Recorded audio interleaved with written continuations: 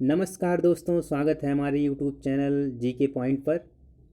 आज हम इस वीडियो में बात करने वाले हैं सिंधु घाटी सभ्यता एवं संस्कृति की। जैसा कि RRB NTPC, railway group D और राजस्व लेखपाल आगामी ये परीक्षाएं बहुत ही जल्द आयोजित की जाएंगी। इसको ध्यान में रखते हुए ये वीडियो बनाया जा रहा है। इन तीनों परीक्षाओं के लिए ये वीडियो बहुत ही इम्पोर्टेंट है। इसी वीडियो से कम 2 से 3 क्वेश्चन आपको देखने को मिलेंगे। तो चलिए अब हम इस पर चर्चा करते हैं, सिंधु घाटी सभ्यता एवं संस्कृति पर। तो सिंधु घाटी सभ्यता का नाम कैसे पड़ा? जैसा कि आप सभी लोग जानते हैं कि यह नाम जो है सिंधु नदी के किनारे यह सभ्यता विकसित हुई, जिसके कारण इसका नाम सिंधु घाटी सभ्यता पड़ा। ये तो हो गई इसके नाम के बारे में। और हड़प्पा सभ्यता भी इसको बोला जाता है। तो हड़प्पा सभ्यता क्यों बोलते हैं? हड़प्पा सभ्यता इसलिए इसको कहा जाता है क्योंकि सर्वप्रथम जो नगर खोजा गया था सिंधु घाटी सभ्यता में, तो पहला नगर था हड़प्पा, तो इसलिए इसको हड़प्पा सभ्यता भी बोला जाता है। तो ये हो गए नाम के बारे में। अब हम लोग देख लेते हैं कि सिंधु घाटी सभ्यता, इसके बारे में जो हमारे पुरातात्विक विद्वान हैं और किन्होंने क्या क्या बातें कही हैं, जो किसी भी कंपटीशन एग्ज़ाम के लिए बहुत ही महत्वपूर्ण है। यहाँ से क्वेश्चन आपको देखने को मिलते हैं। स्टेट पीसीएस में तो ज़्यादा देखने को मिलता है ऐसा क्वेश्चन। तो जैसे जो पिग्गट महोदय हैं, ये क्या कहते हैं? पिग्गट महोदय का कहना है कि हड़प्पा एवं मोहनजोदड़ो, ये हड़प्पा एवं मोहनजोदड़ो ये दोनों स्थान हैं, इन दोनों को बोला जाता है ये दोनों जुड़वा राजधानी है।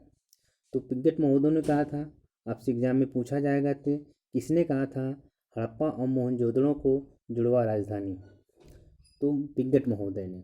और जॉन मार्शल ने क्या कहा था इस सभ्यता के बारे में? तो जॉन मार्शल ने इन सभ्यता को सिंधु सभ्यता नाम दिया था।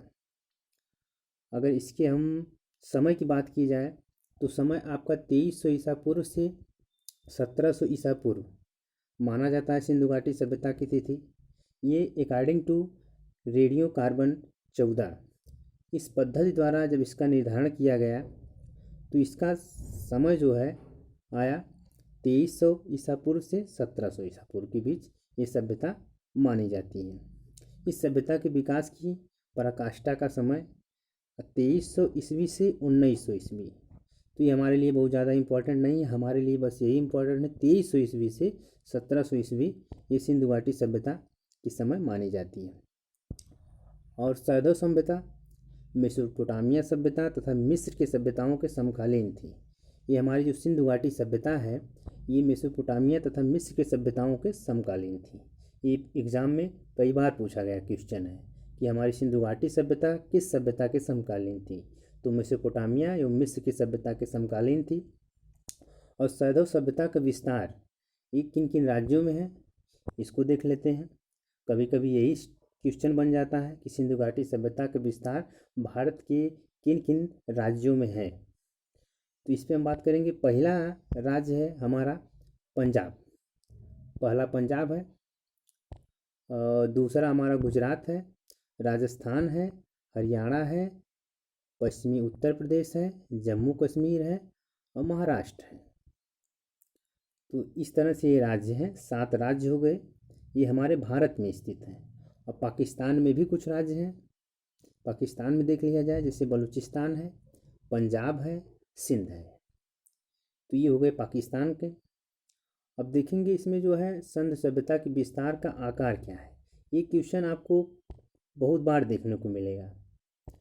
तो ये क्वेश्चन में कहा गया कि जैसे उत्तर भाग में क्या चीज़ें थी, दक्षिण में क्या था, पूर्व में क्या था, पश्चिम में क्या था।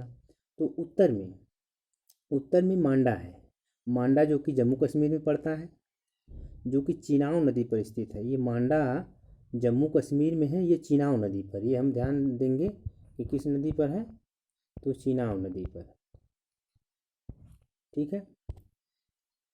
और दक्षिण में, तो दक्षिण में दैमाबाद है। दैमाबाद कहाँ पर है? दैमाबाद महाराष्ट्र में है। ये सबसे दक्षिणी भाग है सिंधु घाटी सभ्यता का। अगर पूर्वी भाग की बात किया जाए तो आलमगीरपुर है, ये हिंडन नदी के किनारे पर स्थित है। आलमगीरपुर, ये क्वेश्चन पूछा गया है कि आलमगीरपुर हिंडन नदी के किनारे पर स्थित है।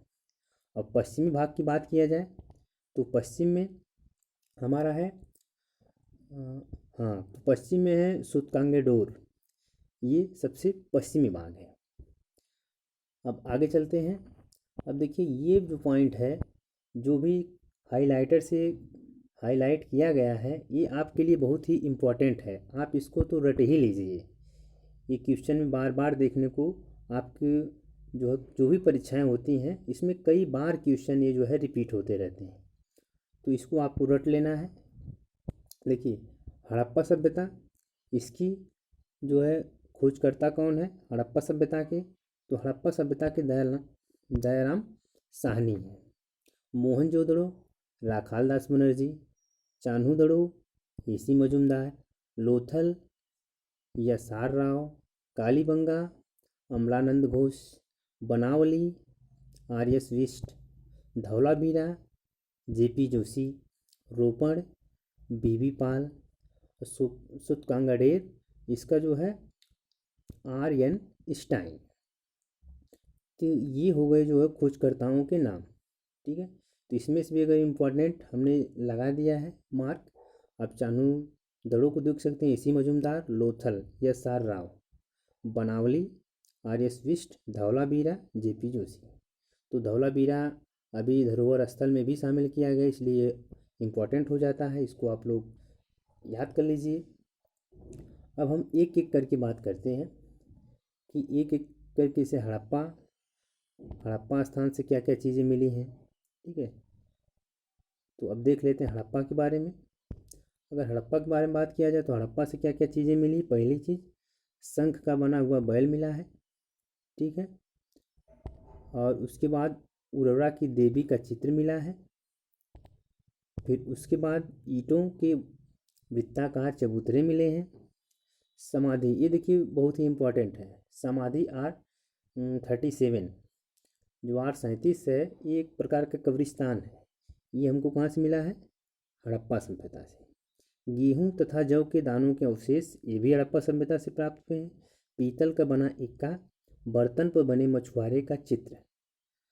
हड़प्पा में 2 टीले मिले थे, एक पूर्वी टीला था, एक पश्चिमी टीला था। तो पूर्वी टीला जो है ये नगर का टीला था, और पश्चिमी टीला दुर्ग टीला। इसको हम याद करेंगे। पूर्वी टीला कैसा था, पूर्वी टीला ये था नगर का टीला, पश्चिमी दुर्ग का मतलब जो है ये जब आक्रमण होते थे उसके बचने के लिए जो है ये किला बनाया जाता था, इसको बोलते हैं दुर्ग टीला। इसकी स्थिति अगर की बात किया जाए, ये तो मांटगोमरी ज़िला वर्तमान साहिवाल पाकिस्तान में है, ठीक है। ये रावी नदी के बाएं तट पर स्थित है। हाँ, ये क्वेश्चन पूछता है कि आपका हड़प्पा रावी नदी के किस तट पर है। तो हड़प्पा की अगर बात किया जाए तो हड़प्पा रावी नदी के कौन से तट पर है, बाएं तट पर है, ये हम याद रखेंगे, ठीक है। हड़प्पा सभ्यता में हड़प्पा रावी नदी के बाएं तट पर है। अगर वही मोहनजोदड़ो की बात किया जाए तो मोहनजोदड़ो दाएं तट पर स्थित है। तो ये हो गई हड़प्पा की बात। अब बात कर लेते हैं मोहनजोदड़ो की। तो मोहनजोदड़ो तो कई बार क्वेश्चन यही पूछ लिया गया है कि मृतकों का टीला मोहनजोदड़ो का मतलब अर्थ क्या होता है। तो मोहनजोदड़ो का अर्थ होता है मृतकों का टीला।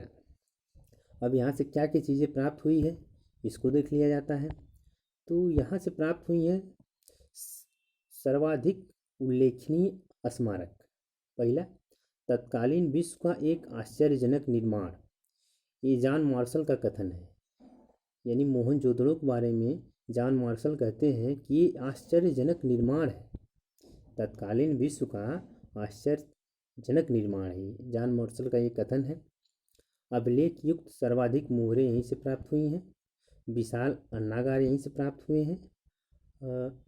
नृत्यांगना नारी की कांस्य मूर्ति, यानी जो है डांस करती हुई एक नारी की कांस्य मूर्ति यहाँ से मिली है। पुजारी यानी योगी की मूर्ति भी यहीं से प्राप्त हुई है। अब मुद्रा पर अंकित पशुपतिनाथ, यानी जिसको शिव से लगा लिया जाता है कि ये शिव की मूर्ति है, मान लिया जाता है। तो पशुपतिनाथ की मूर्ति भी हमको यहीं से मिली है। सीपी की बनी हुई पटरी भी यहाँ से मिली है। और घोड़े के दांत, देखिए ये इम्पॉर्टेंट है, जहाँ जहाँ मैंने स्टार लगाया है ये पॉइंट इम्पॉर्टेंट है, आप इसको जो है एकदम याद कर लीजिए। और नेक्स्ट देखते हैं यहाँ से क्या मिला है, सूती कपड़ा। सूती कपड़ा ये भी इम्पॉर्टेंट है। हाथी का कपाल खंड ये भी यहाँ से प्राप्त हुआ है। ठीक है, तो ये सारी चीज़ें जो है मोहनजोदड़ो से प्राप्त हुई है। इसमें से सबसे इम्पॉर्टेंट बृहद स्नानागार हो गया। ये हम एकदम पूरी तरह से इसको याद कर लेंगे, ये आपको बार बार क्वेश्चन मिलेंगे देखने को। तो बृहद स्नानागार, अब विशाल अन्नागार हो गया, कांस्य की मूर्ति हो गई, योगी की मूर्ति हो गई, मुद्रा पर अंकित पशुपति हो गए, तो ये हो गई। और जो है घोड़े के दांत और सूती कपड़ा। अगर इसकी स्थिति की बात किया जाए तो ये लड़काना ज़िला सिंध प्रांत में पड़ता है। सिंध प्रांत में लड़काना ज़िला ये भी पाकिस्तान में है। देखिए यहाँ पे सिंधु नदी की कहाँ पर है, सिंधु नदी की ये बाएं तट पर स्थित है। अब अगला बात कर लेते हैं अगले स्थान की। अगला स्थान है कालीबंगा। कालीबंगा से क्या क्या चीज़ें मिली है, तो कालीबंगा ये हमारा कहाँ पर है, कालीबंगा राजस्थान में है। यहाँ से मिली है कच्ची ईंटें। कच्ची ईंटें भवन निर्माण में प्रयुक्त होती थी, तो यहाँ से कच्ची ईंटें मिली हैं। और यहाँ से पक्की ईंटें भी मिली हैं, केवल नालियों, कुएं एवं स्नानागार निर्माण में। भवन निर्माण में कच्ची ईंटों का प्रयोग किया गया और पक्की ईंटों का निर्माण केवल नालियों, कुओं एवं स्नानागार निर्माण में प्रयुक्त हुआ। तो आपसे क्वेश्चन पूछा गया कच्ची ईंटें पक्की ईंटें दोनों कालीबंगा से प्राप्त हुई हैं। और जुते हुए खेत, ये बहुत ही इम्पोर्टेंट पॉइंट है। जुते हुए खेत के साँच कहाँ से प्राप्त हुए हैं, तो कालीबंगा से। अब भूकंप के साँच भी कालीबंगा से प्राप्त हुए हैं। कुएं तथा पक्की ईंटों का क्या मिला था, एक अग्निकुंड मिला था। ठीक ना, एक अभी आएगा अग्निवेदिका, तो इसमें हमको कंफ्यूज नहीं होना है। यानी अग्निकुंड की अगर बात किया जाए तो अग्निकुंड हमें कालीबंगा से प्राप्त हुआ है। अब पक्की ईंटों का बना एक आयताकार गर्त है। अगला बात किया जाए दूसरे चबूतरे पर 7 अग्निकुंड या वेदिकाएं एक पंक्ति में बने हुए थे। सेल खड़ी तथा मिट्टी की मुहरें, ये भी इम्पोर्टेंट है। सेल खड़ी तथा मिट्टी की मुहरें कहाँ से प्राप्त हुई हैं, ये भी मोहनजोदड़ो से प्राप्त हुई हैं। मृदभांड के टुकड़े, अगर कालीबंगा की स्थिति की बात किया जाए तो ये हमारा राजस्थान में है। राजस्थान में किस नदी पर, घग्गर नदी पर। ये बहुत ही इम्पोर्टेंट है, हनुमानगढ़ ज़िले में घग्गर नदी के किनारे और राजस्थान प्रदेश में कालीबंगा स्थित है। अगर नेक्स्ट बात कर लिया जाता है लोथल की, लोथल के बारे में बात कर लिया जाए, लोथल कहाँ पर स्थित है। हाँ, पहले इसकी विशेषताओं पर हम चर्चा कर लेते हैं। विशेषताएं क्या है, पश्चिमी एशिया से व्यापार के लिए एक प्रमुख बंदरगाह था। एक क्वेश्चन तो कई बार पूछा गया है कि लोथल क्या था। लोथल एक बंदरगाह था। बंदरगाह का मतलब क्या होता है, जहाज़ों की गोदी या डॉकयार्ड। हाँ, यहाँ से प्राप्त क्या क्या चीज़ें हुई हैं, फारस की मुद्रा, सील, पक्के रंग में रंग हुए पात्र, धान मतलब चावल और बाजरा के साथ यहाँ से प्राप्त होते हैं। और फारस की मुहरें हो गई, मुहरें मुद्रा, घोड़े की लघु मृमूर्ति ये प्राप्त हुई है। और 3 युगल समाधि, ये इम्पोर्टेंट है। 3 युगल समाधि कहाँ से प्राप्त हुई हैं, तो लोथल से प्राप्त हुई हैं। अगर लोथल की स्थिति की बात किया जाए तो लोथल की स्थिति अहमदाबाद ज़िला गुजरात में है।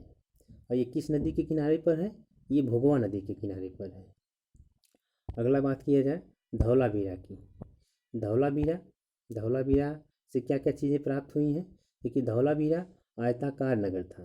ठीक है, नगर तीनों भागों में विभक्त था, 3 भाग में विभक्त था। ये भी क्वेश्चन बार बार पूछा जाता है। तो किस किस भाग में, एक किला था, मध्य नगर और निचला नगर। ठीक है, यहाँ से क्या क्या चीज़ें प्राप्त हुई हैं, यहाँ से प्राप्त हुआ है विशाल जलाशय, उन्नत जल प्रबंधन, ये बहुत ही इम्पोर्टेंट है। उन्नत जल प्रबंधन कहाँ से प्राप्त हुआ है, धौलावीरा से। हड़प्पा लिपि के बड़े आकार के 10 चिन्हों वाला शिलालेख।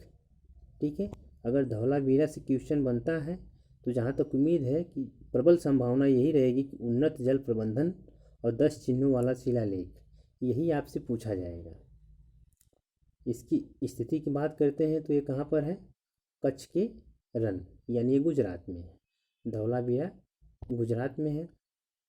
अगला बात करते हैं सुरकुतदा। ठीक है, सुरकुतदा, इसकी क्या विशेषता है। नगर 2 दुर्गीकृत भागों में विभक्त था। गढ़ी क्षेत्र, आवास क्षेत्र। यहाँ से प्राप्त साक्ष्य कब्रिस्तान से कलश समाधान। ठीक है, कलश समाधान कहाँ से मिला है, सुरकुतदा से। और घोड़े की हड्डियाँ, ये इंपॉर्टेंट है, घोड़े की हड्डियाँ ये सुरकुतदा से प्राप्त हुआ है। इसकी स्थिति ये भी कहाँ पर है, ये भी गुजरात है, गुजरात के कच्छ जिला में। अगला बात करते हैं रोपण की। रोपण को आधुनिक यानी इस समय रूपनगर के नाम से जाना जाता है। यहाँ से क्या क्या चीज़ें प्राप्त हुई हैं, यहाँ से सेल खड़ी की मुहर। ठीक है, ये इम्पॉर्टेंट है, सेल खड़ी की मुहर कहाँ से प्राप्त हुई है, रोपण से। चैट के बटखरे, यानी चैट के बटखरे भी यहाँ से रोपण से प्राप्त हुए हैं। तांबे के बाणाग्र तथा कुल्हाड़ी और मृदभांड, छुरा। मनुष्य के साथ पालतू कुत्ते, ये देखिए इंपॉर्टेंट है, मनुष्य के साथ पालतू कुत्ते के दफनाए जाने का साक्ष्य कहाँ से प्राप्त होता है, रोपण से। इसको हम याद कर लेंगे। रोपण किस नदी के किनारे पर है, ये सतलज नदी के बाएं तट पर है। ठीक है, इतना तो याद कर लीजिए, सतलज नदी ये बाएं तट पर, अगर नहीं याद करेंगे तब भी कोई बात नहीं है। हाँ, इतना ज़रूर याद होना चाहिए कि सतलज नदी पर रोपण स्थित है। अब नेक्स्ट बात करते हैं दैमाबाद।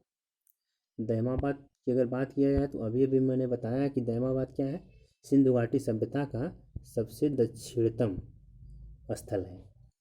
विशेषता क्या है, सैंधव सभ्यता का सबसे दक्षिणी स्थल। देखिए प्राप्त साक्ष्य यहाँ से क्या क्या प्राप्त हुए हैं, रथ चलाते हुए मनुष्य, सांड, गैंडे की आकृति, सैंधव लिपि की मुहर, मृदभांड, तस्करी, प्याले। ठीक, अगर इसकी जो है स्थिति की बात किया जाए तो ये कहाँ पर है, अहमदाबाद ज़िला। अहमदाबाद कहाँ पर पड़ता है, अहमदनगर। अहमदनगर ज़िला ये महाराष्ट्र में पड़ता है। तो दैमाबाद की स्थिति कहाँ पर है, ये महाराष्ट्र में है। अगर पूछा जाए ये किस नदी पर है तो इसको क्या बोलते हैं, प्रवरा नदी। प्रवरा नदी के बाएं तट पर, बाएं तट पर नहीं याद करेंगे कोई बात नहीं है, हाँ प्रवरा नदी। अगर प्रवरा नदी नहीं देती है तो देगा ऑप्शन में गोदावरी नदी। आप चाहे प्रवरा नदी है तो प्रवरा नदी, या गोदावरी है तो गोदावरी नदी। ठीक है, दोनों एक साथ नहीं देगा, तो आप याद कर लीजिए प्रवरा नदी के तट पर दैमाबाद है या गोदावरी नदी पे। अब देख लेते हैं कुछ महत्वपूर्ण तथ्य। ठीक है, महत्वपूर्ण तथ्य में देख लेते हैं क्या क्या चीज़ें हैं। यहाँ महत्वपूर्ण तथ्य में स्थल दिए हैं, यहाँ से प्राप्त साक्ष्य दिया है। तो स्थल का नाम है मांडा। देखिए बालाकोट है, बालाकोट से क्या प्राप्त हुआ है, सीप से बनी चूड़ियों के टुकड़े। मांडा, मांडा मैंने भी बताया कि मांडा जो है सिंधु घाटी सभ्यता का सबसे उत्तरी स्थल है। मांडा कहाँ पर है, मांडा चिनाव नदी पे है। ठीक है, मांडा चिनाव नदी पर है, ये जम्मू कश्मीर में है। यहाँ से क्या प्राप्त हुआ है, कांस्य से निर्मित पेचदार पिन। नवसारो, स्त्रियों के मांग में सिंदूर की प्रमाण, यानी सिंदूर का प्रमाण कहाँ से प्राप्त होता है, नवसारो से। रंगपुर से क्या प्राप्त हुआ है, कई बार क्वेश्चन पूछा गया है, यानी धान की भूसी। रंगपुर से क्या, धान की भूसी। लोथल, लोथल कहाँ पर है, लोथल तो अभी बताए हैं। लोथल गुजरात का एक जो है क्या है, शिपयार्ड है। वृत्ताकार चक्की के 2 पार्ट, यानी लोथल से वृत्ताकार चक्की के 2 पार्ट प्राप्त हुए हैं। कालीबंगा, कालीबंगा से ताम्र मूर्ति प्राप्त हुई है। हड़प्पा, हड़प्पा से क्या प्राप्त हुआ, ये बहुत ही इंपॉर्टेंट है। हड़प्पा से क्या चीज़ प्राप्त हुई है, एक स्त्री के गर्भ से निकलते पौधे की आकृति। ये बहुत ही इंपॉर्टेंट है, ये कई बार क्वेश्चन पूछा गया है। हुलास, हुलास सैंधव लिपियुक्त एक ठप्पा, यहाँ से प्राप्त हुआ है हुलास से। सुतकांगेडोर, मिट्टी की चूड़ियों के अवशेष यहाँ से प्राप्त हुए हैं। मोहनजोदड़ो संयुक्त पशुपति प्राप्त हुआ है यहाँ से, मोहनजोदड़ो से। ठीक है, पशुपति, पशु मूर्ति पे क्या, शरीर भेड़ का, मस्तक सूंडदार हाथी का। हाँ, नेक्स्ट जो है अगला क्या है, बनावली। अगला स्थल है बनावली। तो बनावली के बारे में देख लेते हैं क्या है। सैंधव संस्कृति की 3 स्तर प्राप्त हैं। ठीक है, इसकी विशेषता में हम लोग देखते हैं बनावली की।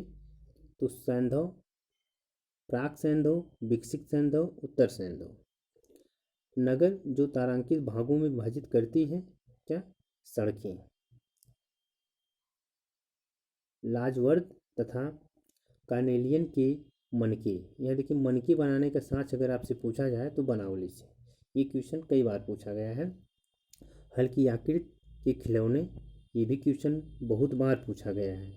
हल की आकृति के खिलौने, जिस क्वेश्चन पर मैं जिस बिंदु पर मैं समझ लीजिए कि उसको आपको बता देते हैं, वो बहुत ही इम्पोर्टेंट है। जहाँ पर हम निशान लगा देंगे तो मान चलिए कि वो कई बार क्वेश्चन पूछा गया है विभिन्न एग्जामों में। तो हल की आकृति कहाँ से प्राप्त हुई है, बनावली से। तांबे का वाणाग्र, ये भी बनावली से। मोहरे एवं बटखरे, बनावली से। बनावली की स्थिति की अगर बात किया जाए तो फतेहाबाद जिला कहाँ पर है, हरियाणा में। यानी बनावली किस नदी के किनारे पर स्थित है। अगर नदी आपसे पूछ लिया जाए तो नदी तो यहाँ पर नहीं दिया है बनावली, हाँ, लेकिन ये जो है हरियाणा में स्थित है बनावली। अब यहाँ पर बात कर लेते हैं परीक्षा की दृष्टि से इम्पोर्टेंट कुछ बिंदु दिए हैं। जैसे कपास की खेती का प्रारंभ सर्वप्रथम सैंधव निवासियों ने किया था। ये क्वेश्चन कई बार पूछा गया है। कपास की खेती का साक्ष्य सर्वप्रथम कहाँ से प्राप्त होता है, तो सिंधु घाटी सभ्यता से। सैंधव सभ्यता से, सैंधव सभ्यता में क्रय विक्रय वस्तु विनिमय के द्वारा किया जाता था, क्योंकि सिक्कों का प्रचलन नहीं था।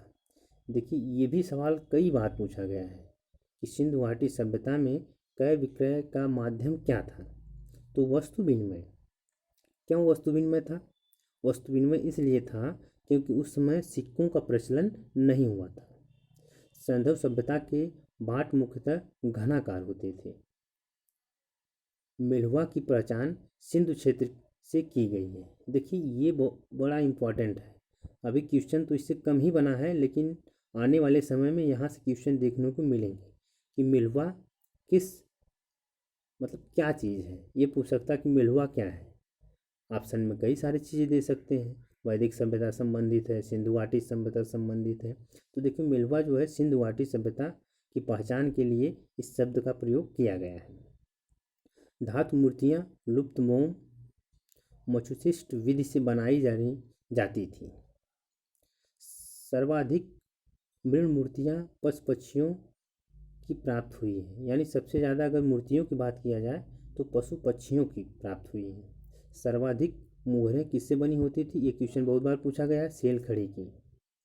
सिंधु सभ्यता की मोहरें, ठीक है, सिंधु सभ्यता की मोहरों पर सर्वाधिक अंकन किसका है, सर्वाधिक अंकन एक श्रृंगी बैल, ये भी इम्पोर्टेंट है, का होता था। उसके बाद कुबड़ वाले बैल।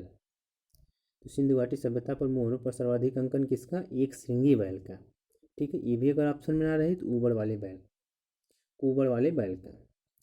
इस काल में प्रमुख खेल क्या था, पासा। देखिए, ये बहुत ही इम्पोर्टेंट, कई बार क्वेश्चन पूछा गया है कि इनका प्रमुख खेल क्या था, पासा था। नेक्स्ट अगला स्थल हमारा क्या है, मोहनजोदड़ो से प्राप्त क्या क्या चीज़ें हुई हैं, ये देख लेते हैं। मोहनजोदड़ो के बारे में हमने देख चुके हैं, कहाँ इसकी स्थिति क्या थी, यहाँ से क्या क्या है।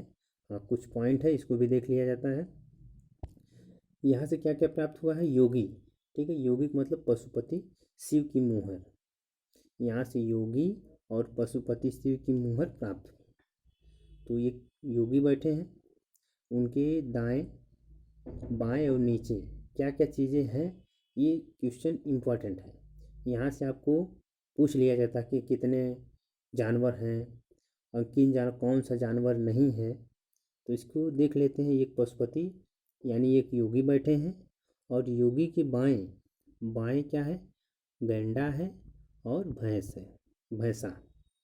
गेंडा भैंसा ये कहाँ पर बैठे हैं, योगी के बाएं बैठे हैं। और नीचे की बात किया जाए तो नीचे क्या है, 2 हिरन है। योगी के नीचे 2 हिरन है, और दाएं अगर देखा जाए तो दाएं क्या है, बाघ और हाथी है। तो इस प्रकार से अगर देखा जाए तो कुल कितने प्रकार के, 5 प्रकार के कितने 6 पशु हैं। ठीक है, इसमें अगर देखा जाए तो 5 प्रकार के 6 पशु हैं, यानी एक गैंडा, एक भैंसा, बाघ, हाथी, 4 ये हो गए और 2 हिरन, यानी टोटल मिलाकर 6 पशु हैं। लेकिन कितने प्रकार के हैं, 5 ही प्रकार के हैं। तो यही क्वेश्चन पूछता है कि सिंधु घाटी ये पशुपति की जो मूर्ति मिली है उसमें कितने जानवर हैं या कितने प्रकार के जानवर हैं। अगर कितने जानवर की बात किया जाए तो 6 पशु हैं, पशुओं की संख्या 6 है, ये बताएंगे। और प्रकार तो 5 प्रकार के हैं। परीक्षा की दृष्टि से कुछ विशिष्ट तथ्य देख लेते हैं। लोहे के ज्ञान का अभाव था। ठीक है, इस सभ्यता में क्या था, लोहे के ज्ञान का अभाव था। जैसा कि आप लोग आगे पढ़ेंगे, लोहे का ज्ञान कहाँ हमको प्राप्त होता है, उत्तर वैदिक सभ्यता में, उत्तर वैदिक काल में स्वर्ण, चांदी, तांबा एवं कांसे की जानकारी थी। ठीक है, ये क्वेश्चन आपसे पूछा जा सकता है कि सिंधु घाटी सभ्यता के लोगों को किन किन तत्वों या धातु की जानकारी थी। तो देखिए, सोने की जानकारी थी, चांदी की जानकारी थी, तांबे की जानकारी थी और कांसे की जानकारी थी, लेकिन लोहे का ज्ञान नहीं था। हाथ से चालित चाकों का प्रयोग, यानी हाथ से चालित चाकों का प्रयोग भी किया गया। मूर्ति पूजा का प्रचलन, ये क्वेश्चन बहुत बार पूछा है कि मूर्ति पूजा का प्रचलन था कि नहीं था। तो मूर्ति पूजा का प्रचलन था। पशुपति की मूर्ति देख रहे हैं आप, योगी हैं, योगी की मूर्ति, तो यहाँ पर हो जाएगा पशु, हाँ, मूर्ति पूजा का प्रचलन था। शेरों के अवशेष का अभाव, यानी शेरों के अवशेष का अभाव है। घोड़े के अवशेष प्राप्त परंतु चित्र का अभाव। देखिए, ये भी क्वेश्चन यहाँ से बना है, यानी घोड़े के अवशेष तो प्राप्त हुए हैं। सुतगंगा डोर से आप देख रहे हैं कि वहाँ से क्या है, घोड़े की नाल की प्राप्ति हो रही है, लेकिन उसके चित्र का अभाव है, यानी चित्र कहीं पर उसका नहीं मिला है। तो अगर आपसे पूछा जाए कि घोड़े के अवशेष प्राप्त हुए सिंधु घाटी सभ्यता से, तो आपका आंसर होगा हाँ, प्राप्त हुए। तो ये हो गया जो है आज का वीडियो सिंधु घाटी सभ्यता के बारे में। अब अगला वीडियो होगा वैदिक सभ्यता के बारे में। देखिए, यहाँ से लगभग आपके सारे क्वेश्चन यहीं से आ जाएंगे। हाँ, आप बताइएगा, आप लोग कमेंट में ज़रूर बताइए कि आज का वीडियो कैसा लगा। अगर आप इस चैनल पे नए हैं तो हमारे चैनल को सब्सक्राइब ज़रूर कर लीजिए, इसी प्रकार से वीडियो आपको मिलता रहेगा। ठीक है, अब इस प्रकार से अब सारे सब्जेक्टों का वीडियो जो है आपको एक एक करके दिया जाएगा, जो राजस्व लेखपाल एनटीपीसी रेलवे ग्रुप डी के लिए बहुत ही महत्वपूर्ण है। तो आप लोगों का बहुत बहुत धन्यवाद पूरा वीडियो देखने के लिए। फिर मिलते हैं अगले वीडियो में, तब तक के लिए नमस्कार।